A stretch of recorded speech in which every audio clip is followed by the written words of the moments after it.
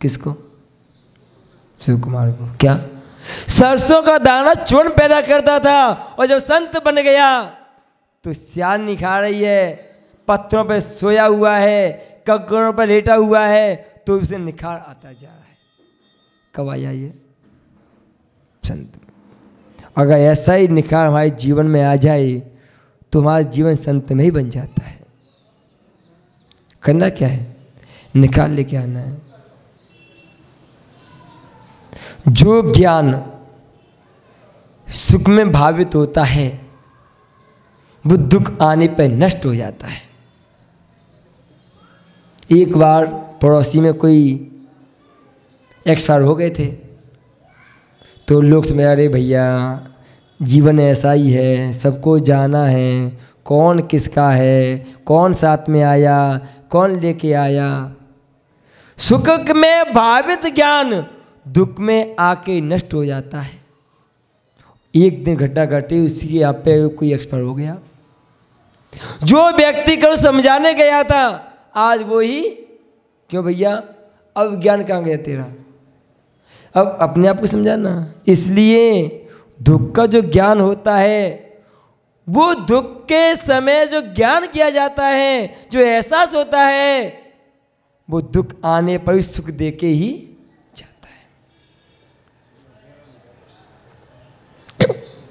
सुख में तो सभी सुख होते हैं, सभी चाहते हम सुखी हों।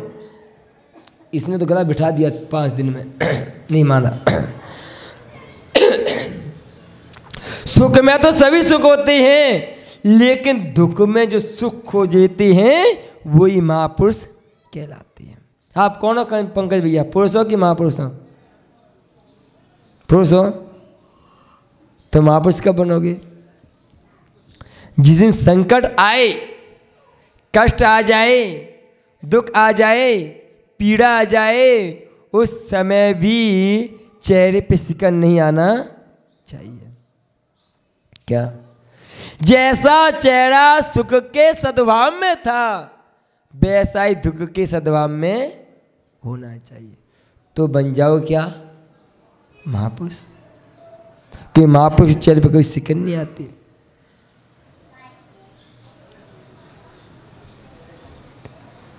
याद रखना, जब तक पुण्य का सूर्य उदय है तब तक कई कमल खिलते रहेंगे। क्या? अगर आज आपका पुण्य का उदय है तो आपको सब चाहेंगे, सब आपके पीछे पीछे दौड़ेंगे, सब आपका अनुसरण करेंगे। प्रकृति जीना सिखाती है, बस जीना हमें आता नहीं है। जब सूर्य की सुबह की लालिमा निखर के आती है तो कमल खिलने लगते हैं और सूरजमुखी अपना मुख सूरज की तरफ कर लेती है। क्या कर लेती है? और जब पुण्य का सूरज अस्त होता है तो कमल भी मुरझा जाता है और सूरजमुखी अपना मुख भी फेर लेती है। याद रखना, जब तक जीवन में पुण्य का सूर्य का उदय चल रहा है तो आपका अनुसरण करने वाले, आपके पीछे चलने वाले, आपको देख करके जिनके चेहरे मुस्कुरा जाते हैं, ऐसे तमाम लोग होंगे।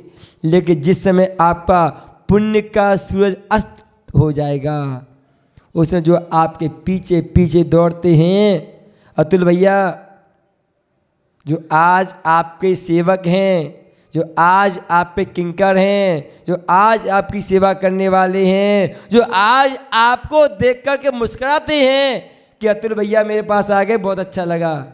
जब पुण्य का सूरज अस्त हो जाएगा ना तो वो आपसे मुख मोड़ लेंगे। क्या कर लेंगे? पंकज भैया क्या? अरे समझ में, आज दोनों एक दूसरे को देख के मुस्कुराते हैं, बहुत अच्छा, हमें भी अच्छा लगता है, मुस्कुराना चाहिए। हाँ, लेकिन ये मुस्कुराहट केवल पुण्य के सद्भाव में नहीं होना चाहिए।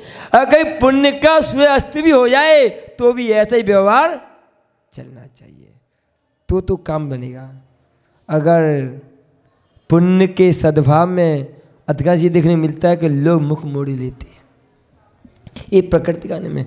जब सूरज अस्त होता है तो कमल मुरझा जाता है, सूरजमुखी अपना मुख मोड़ लेती है, उसका अनुसरण नहीं करती। बंधुओं, हमारा पुण्य का उदय है कि आज हमें तो चाहने वाले लोग बैठे हुए हैं।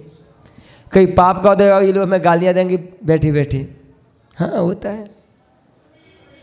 पाप का उदय कह के नहीं आता, पुण्य का उदय भी कह के नहीं आता।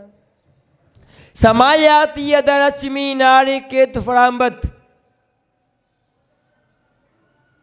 पुण्य कैसे आता है पता है? और पुण्य के सद्भाव में सुविधा कैसे मिलती है? समायाति, समाविष्ट होती है लक्ष्मी नारी के तुफराम्बत। जैसे नारियल में पानी कहाँ से आता है, किसी को पता है क्या? कहाँ से आता है इतना मीठा पानी, इतना स्वादिष्ट पानी? किसी ने पता? ऐसे ही पुण्य के उदय में सुख सुविधाएं, लक्ष्मी, पत्नी अच्छी मिलना, अच्छे बेटे मिलना कहाँ से आते पता नहीं चलता। और विनयर्ति तदालक्ष्मी गज भुक्ता का पिष्ट वक्त।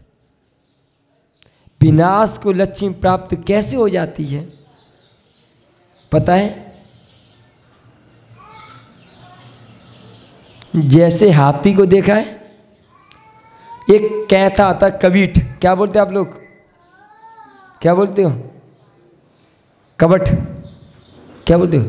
कबीट, कबीट, कहता कुछ बोलते, कबीट बोलते ना। और उस कबीट को हाथी सेवन कर ले तो उसके अंदर का जितना माल मसाला होता है वो खा लेता है, और जब जंगल जाता है तो साबुती उसका विसर्जन कर देता, फोड़ता नहीं है वो। ये उसकी खूबी है।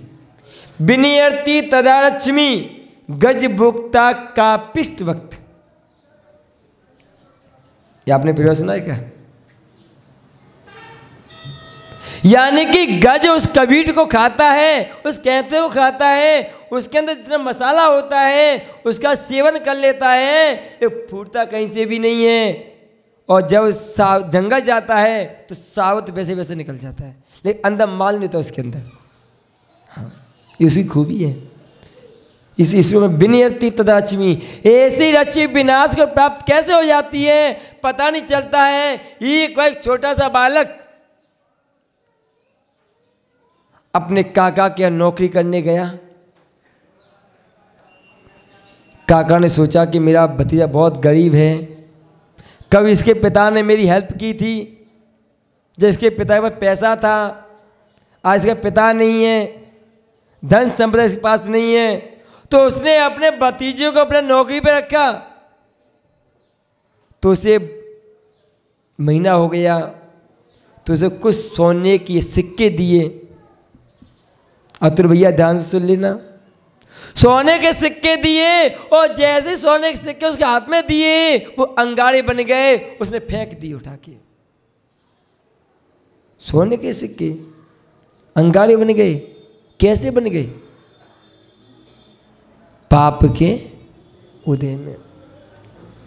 उसने विचार किया कोई बात नहीं है, उसने पोटी भर के चना दिए उसको कि घर लेके जा, अपनी माँ को कहना कि काका ने चना दिए हैं। और बच्चा बहुत खुश हुआ कि काका ने इतने चना दे दिए, मैं लेके चलूँगा, माँ खुश हो जाएगी, इतने दिन का भोजन इकट्ठा हो जाएगा। और जब घर पहुँचता है तो मुट्ठी भर चना भी नहीं मिलते, कहाँ चले गए पता ही नहीं चला उसको। सिर पर वजन उतना ही उतना था और चने झोरी में छेद हो गया। याद रखना, कपड़े में छेद होगा सिल जाएगा, वस्त्र में छेद होगा सिल जाएगा, घर में छेद होगा भर जाएगा। अगर पुण्य में छेद हो गया बंधुओं तो वो सिलने वाला नहीं है। पुण्य में छेद नहीं होना चाहिए, पुण्य में जाली नहीं आना चाहिए। अगर पुण्य में छेद हो गया ना तो आपका जितना भी वैभव है, संपदा है, सब चली जाएगी। ग्रंथ मत खोलो तो क्या खोलें? ग्रंथि खोलो। क्या?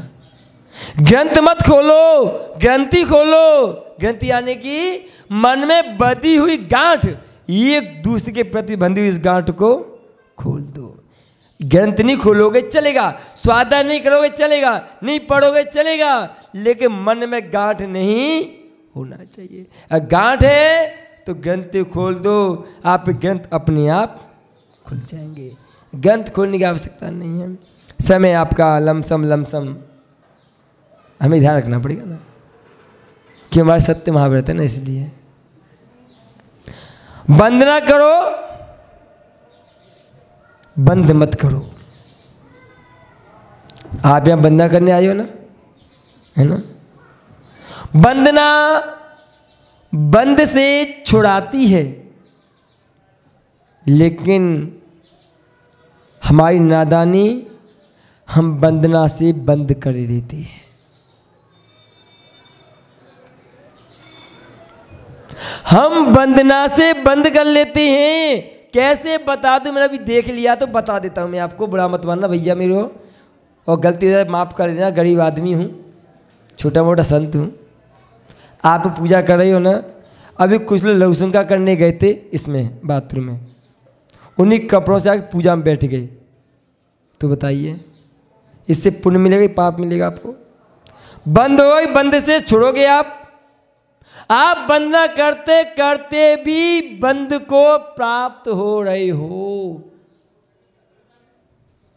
हाँ, वो अभी मैंने एक दृष्टि देख लिया तो दूसरा बता देता हूँ।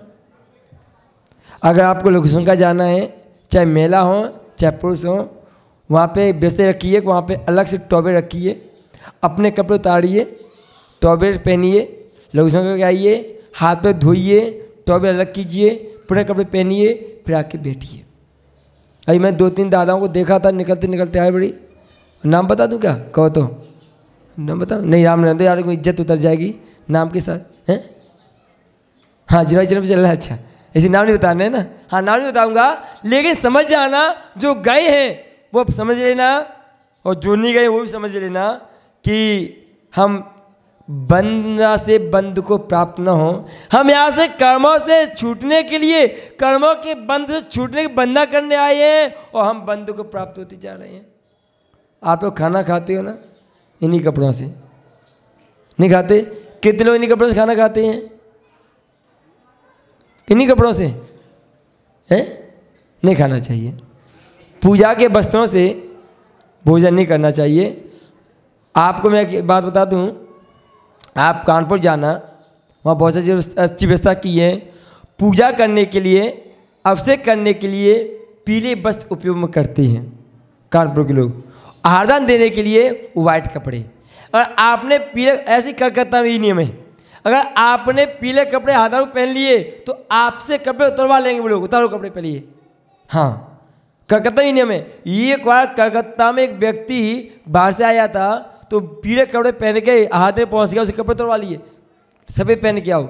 ऐसे ही कानपुर में ये ने आहार देने के कपड़े अलग होना चाहिए, और पूजा करने के कपड़े भी अलग होना चाहिए। फिर खाने तो अलग होना ही चाहिए फिर तो आहारदान देने के वाइट कपड़े हैं, और पूजा करने के पीले कपड़े। क्या होता है, कभी कभार आपने इन्हीं कपड़ों से आहारदान दिया, ठीक है ना, और खदान खासा वो प्यास लगी और गड़क पानी पी लिया घूंट, तो बस कैसे हो गए आपके? अशुद्ध हो गए। और कल आप इन्हीं कपड़ों से पूजा करोगे, तो वहाँ बहुत अच्छा नियम बनाया कानपुर में और कलकत्ता में, कि वहाँ पे पूजा कपड़े पीले वस्त्र हैं, आहारदान के सफ़ेद वस्त्र हैं। तो उन लोगों से मैं कहना चाहता हूँ जो वंदना करते करते बंध को प्राप्त हो जाते हैं, हमें बंध को प्राप्त नहीं होना है, हमें बंध से छूटना है। कितने लोगों को बंध से छूटना है पहले बताओ?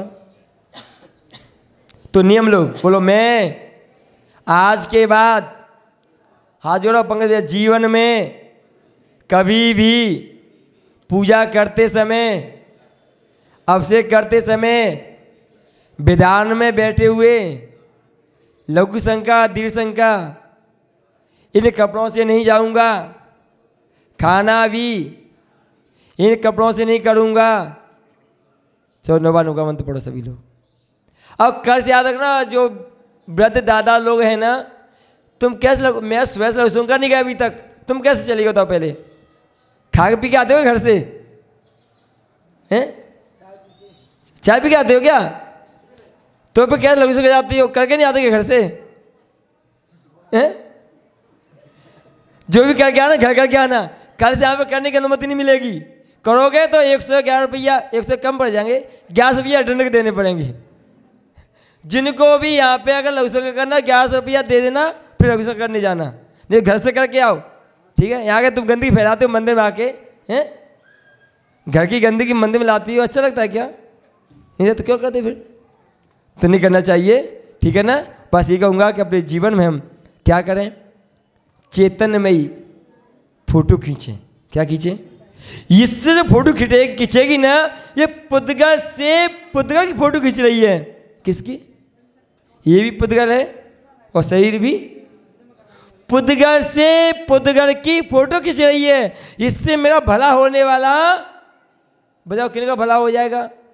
घंटा 2 घंटा वो बहुत अच्छी फोटो देखो तो कितनी अच्छी फोटो है, ये तो कहोगे ना, हम प्रसन्न हो जाएंगे, मुस्कुराएगी तो हो जाएगा ना। इससे होगा क्या? हमें चैतन्यमयी, चैतन्य कैमरा से चैतन्यमयी फोटो खींचना है। क्या करना है? वो कब खींचेगी? जब हम अपनी आत्मा में अपनी आत्मा का ध्यान करेंगे तो वो चैतन्य फोटो हमारे सामने आएगी, हम उसी को खींचना है। समय हो चुका है, बस ये कहूँगा अपने जीवन में जो पाया है वो किसी से कम नहीं, जो पाया है वो किसी से कम नहीं, और जो नहीं है उसका हमें गम नहीं। क्या? जो पाया है वो किसी से कम नहीं, और जो नहीं है उसका हमें गम नहीं। जो है नहीं है उसका ख्वाब है, और जो आपको मिला है वो सबसे लाजवाब है, वो सबसे लाजवाब है। इसीलिए कभी भी जिंदगी में ख्वाहिश मत कीजिए, जो मिल जाए उसे सहजता से स्वीकार कर लीजिए, आपका कल्याण हो जाएगा। इन्हीं भावना से ये पंच परमेष्ठी भगवान की